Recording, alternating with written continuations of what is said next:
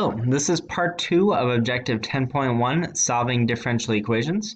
This is a special kind of equation where that's going to involve natural logs, as you're going to see. I've got the same directions here. This should say 1, 2, 3, 4 for steps. Notice that the C is going to become a K. So I'm not going to refer back to these, but they're on here. These are the steps that you use. And one more difference about this type of problem compared to the ones from the last video is that you will always plug in your initial condition last here. You don't have to, but it's just always easier in this case to do it after you solve for y compared to before. This is unlike the last examples where it was almost always easier to plug it in before you solve for y. Let's look at our first example. When we separate this, we're going to divide both sides by y. We're going to get dy over y is equal to 2x squared dx. Now this might not look like it. I'm going to erase this just this time. I could have written this as 1 over y with the dy at the end, which might make it look a little more obvious as a natural log problem. I'm not going to do that every time. Just be aware that that's what it is. When we take the integral of this and the integral of this side,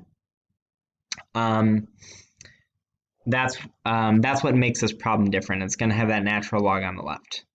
So natural log of the absolute value of y is equal to, this is going to be 2/3 x cubed plus c.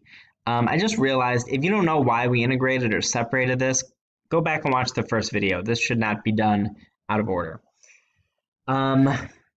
Next thing we're going to do is solve for y. So we're going to do power of e on both sides, which is going to give us y equals e to the 2/3 x cubed plus c.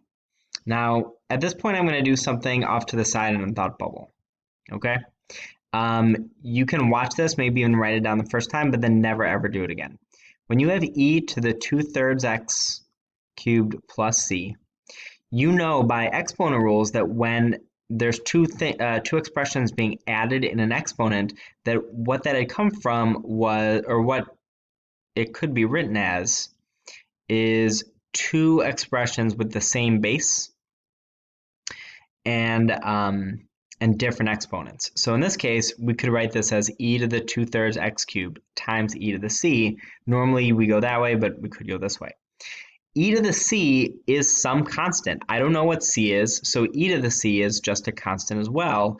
And for some reason, we decided to write that as a k. I don't know why the letter k. Probably just because we don't want to confuse people by writing another c that's different from the c that we already have. So this can be written as k e to the 2/3 x cubed. You're going to see that that makes things very easy for us in a minute. Basically, that plus c became this k. That's going to happen every single time. You don't need to show the work for it, but you do need to write a plus c back here in this step when we had first done that. So this is now y is equal to capital K e to the 2/3 x cubed. And now we can plug in our initial condition. Initial condition, very straightforward, is plug in 0, it should come out to 3. So when we do that, we're going to get 3 is equal to k times e to the, 0, and e to the 0 is 1, so that means that k equals 1. I'm sorry, k equals 3, because it's just e to the 0.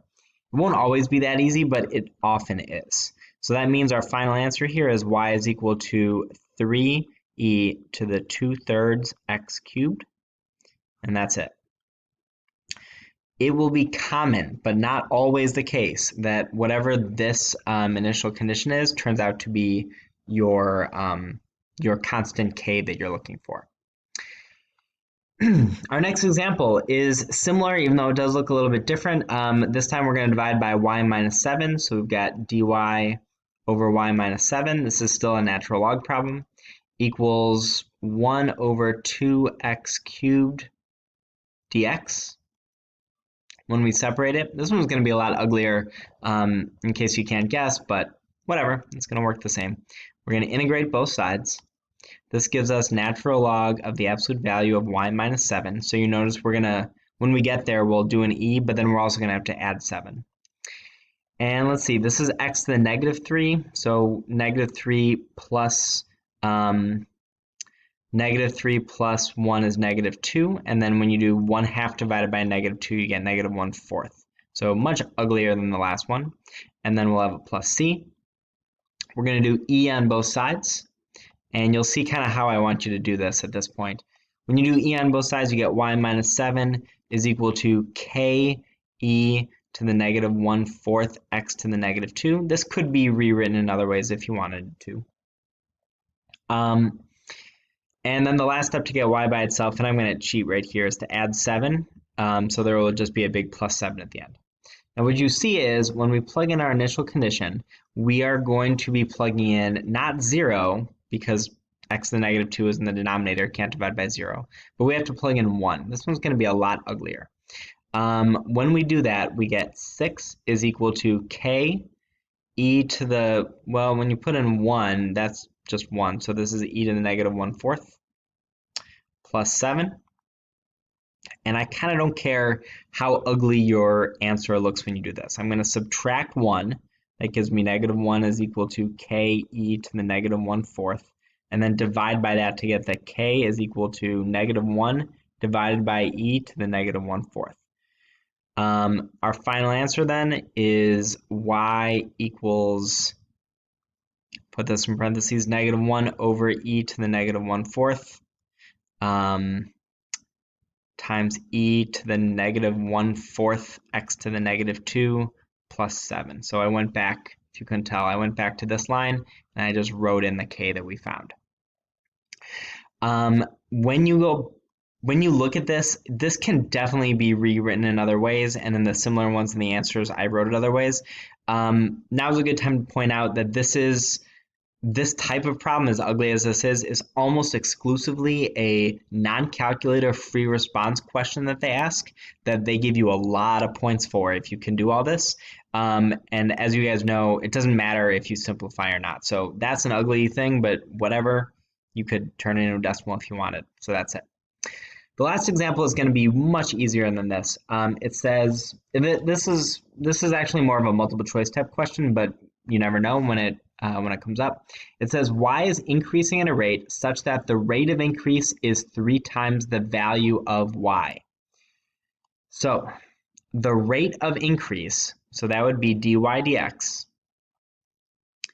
is, so that's equals 3 times the value of y, so that's 3y. This is a differential equation. I've seen questions like this before. I've seen it with 3s and 5s and 7s and sometimes just like a k, but they're kind of always the same. If you see language like this, it's going to be write your own differential equation, but it's going to be kind of a simple one. And you'll see why. When you separate this, this becomes dy over y, so it's going to be just regular natural log, is equal to 3 dx. You integrate both sides.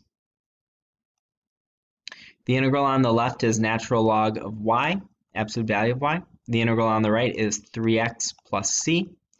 We do e on both sides. You get y is equal to k e to the 3x. Look how easy this is. We plug in our initial condition at this point. Whoops. And we get 11 is equal to k times e to the 0, which is 1. So that means k equals 11. And our final answer is y is equal to 11e to the 3x. Again, this is a pretty actual common type of question because it's so simple. The rate of increase is based on the size of the value, and you see it comes out to an exponential equation. So that is it. This is the rest of solving differential equations. I have nothing else to say.